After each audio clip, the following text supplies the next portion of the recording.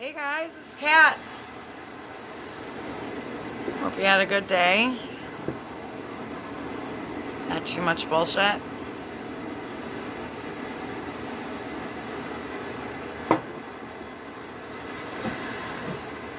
I'm just gonna ramble in this video.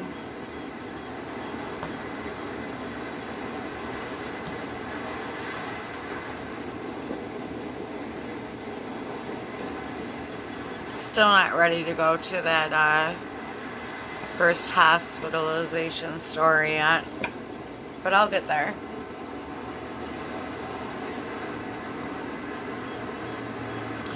But I'll just tell you some little things, odds and ends that I think of, because you know I'm winging it. I don't have a script or anything. So, like I said, I've been hospitalized 7 times, and each time I am, the gang stalkers follow me in there, and then they harass me from inside the hospital. So the whole thing's just like a big stage.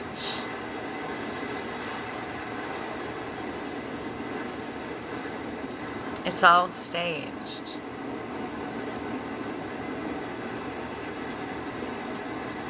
I've seen people in there that look like they could have been my ex-boyfriend wearing a mask. I've seen people that I know, including my brother, in the hospital, and I knew it wasn't my brother. But he also looked like he was trying to disguise himself a bit. So this is how they make you believe that certain people are in on it when they're not.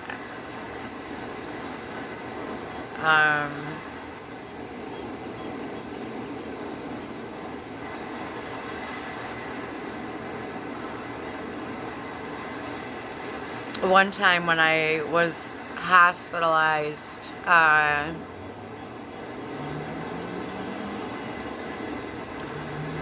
they had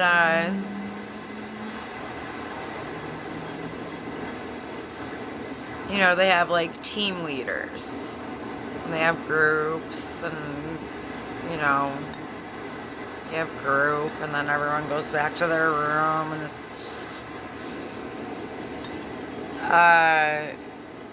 and she was talking about she had a stuffed animal of the Energizer Bunny. And she kept referring to it as she was speaking to us, you know, motivational speaking. And also during that same trip, well, I should tell you that I was the Energizer Bunny one year for Halloween. What a coincidence, right? Okay. During the same hospitalization trip, alright, in another room, there was white paper all over an entire wall for people to write on. And there was a drawn picture of the Energizer Bunny. And then there was a fire truck, and it said KD's service or something, because those are my initials. Keep going. You know, we've got your back. Keep going. And then on another wall with white paper, they had a heart with my father's handwriting. And I know my father's handwriting. My father's passed now, but I know his handwriting. There was a heart in pencil. And it said, "I'm proud of my daughter. Love, Dad." And it was my dad's handwriting. And my cousin's handwriting was also on that wall. So they were leading me to believe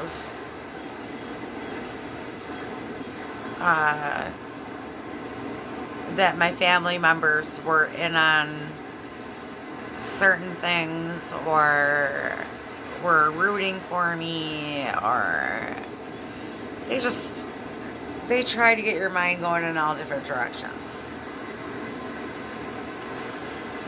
So I'm sitting there with a couple other people, and these people in white lab coats come rushing into the hospital room where the white paper is, and they tear it all down, and they take off with it.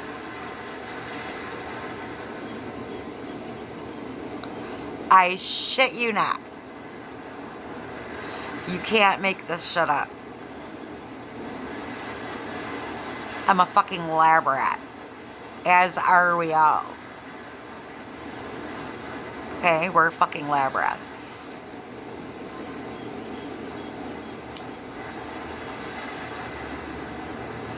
And at that point, my father was already deceased. So they also wanted me to believe that my father faked his death. And that he was in on my stalking. Or whatever. They were fucking with me.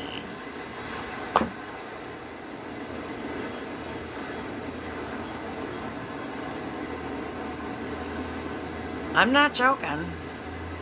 Every time I go to the hospital, there's a cute guy that walks up and down the hallway with a Bible. Every time. Every time I go to the hospital, I have one hair tie, but it's hanging by a thread. Every time. And it always breaks the first day I'm there. And then they won't give you a rubber band for your hair. And I like to put my hair up. Every time. There's always a long redhead girl who tries to befriend me. Every time. I mean, I could write the freaking script. It's ridiculous. It's not even... This whole thing is a big scripted play that people are doing.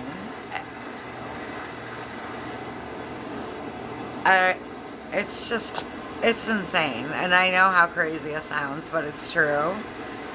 And it really is true. It really is.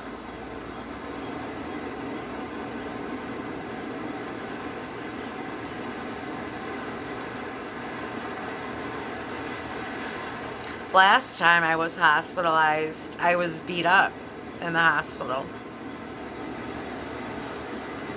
Some guy came up to me and looked me straight in the eye, and I looked him straight in the eye, and I'm like, what can I do for ya? Freaking plowed me 3 times in the face, and then kicked my head when I was on my way down to the floor.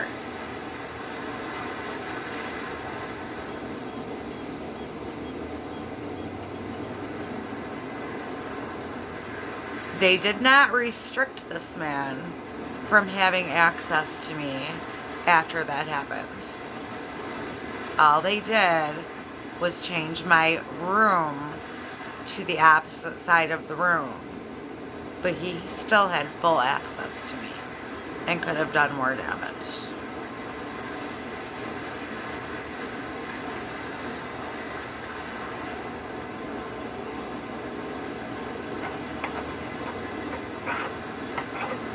The whole thing in the hospital feels like a scientific experiment.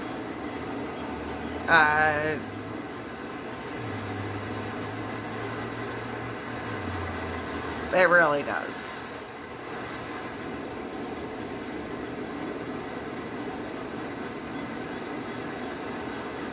I mean, they had pictures up that, this was a different hospitalization time. They had pictures up on the wall that resembled very much nieces that are no longer in my life. From the neck down.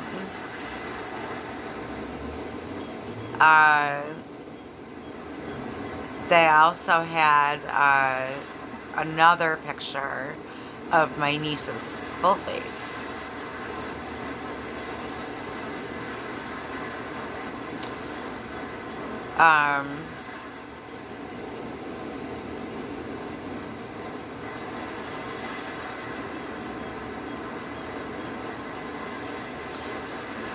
I can tell you that I know how crazy all this sounds.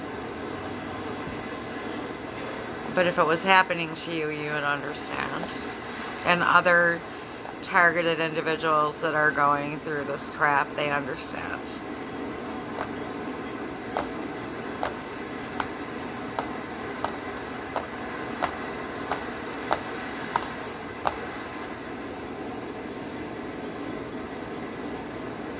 Oh, and there's always a tall black guy with dreadlocks. It's just like every time I go, I already know what I'm going to see before I see it.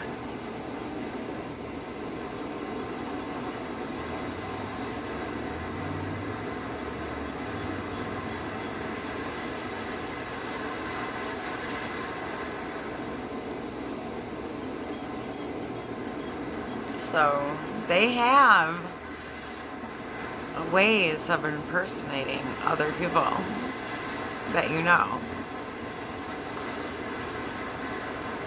Because I've seen it with my own eyes. And if I can find that video, I can show you how easy it is to do.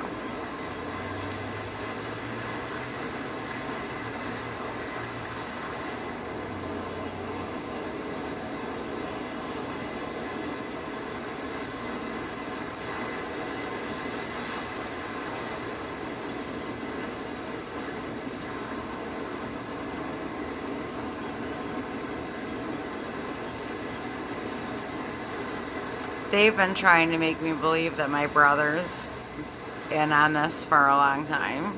I know my brother wouldn't do shit like this with his life. Or to me. Or to anybody. So. That ship has fucking sailed.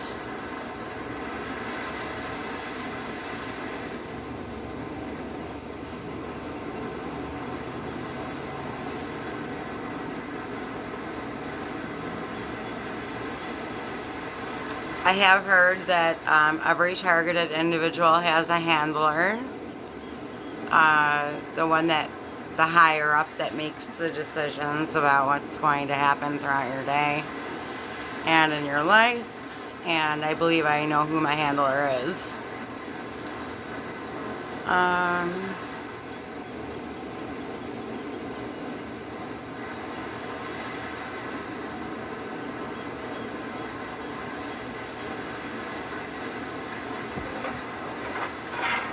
I know this person very well. I know how they think. And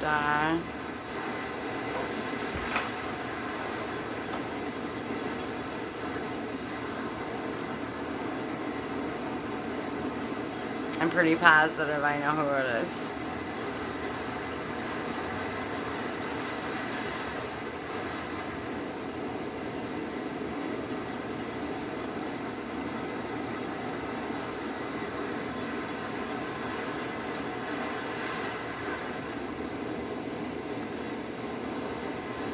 I'm learning to live on my own again.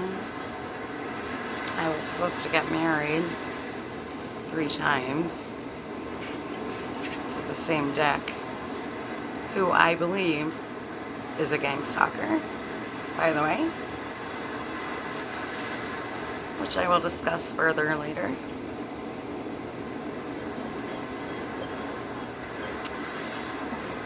Good thing I did not marry this man. He's also a narcissist, which I didn't realize until, you know, after I was out of the relationship and I was learning more about the condition. But he definitely is one. I also believe that he's a gang stalker, because when I brought up gang stalking to him one day, he looked at, when I said the word gang stalking, he looked at me like, how do you know? How'd you know that? Not like, what is gang stalking? What is she talking about? It was almost like I had caught him. And there's been other red flags with that as well. One time I did a search on him using his own credit card. And he has that credit card alert where when someone's using your credit card, you get an alert on your phone. So he was in another state at the time as I was doing this. And his response was, "Kat, whatever you're trying to do to me, please don't." Does that sound freaking guilty to you or what? I'd be like, "Hun, what are you doing?" Or, "Are you doing this? Why are you searching me?" Or something along those lines. Alright? There's one right there.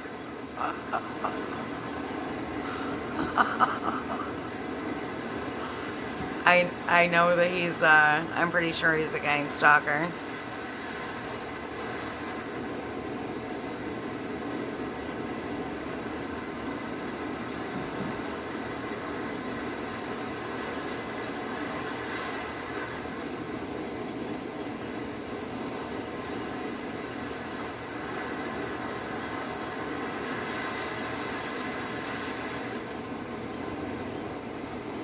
Anyway, I don't really want to talk too much more about this tonight, but I want to relax and clean a little bit because I have to work tomorrow.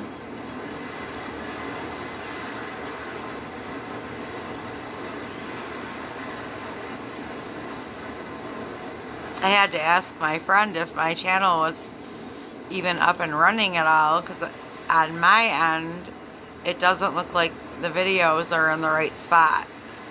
So, but she said that they were. I'm gonna have to look into it. And I have to find a way to post the email address for you guys. And upload other video content that I want to upload regarding the subject. I gotta do all that shit. Gotta work out all the kinks, my picture on there, everything. The background. I don't know what's going on with that.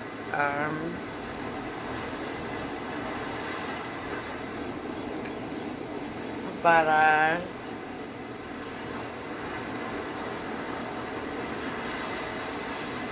I'll definitely get into more detail later. I'm just rambling right now and getting this shit off the ground. And, absorbing all this bullshit before I really delve into it with you.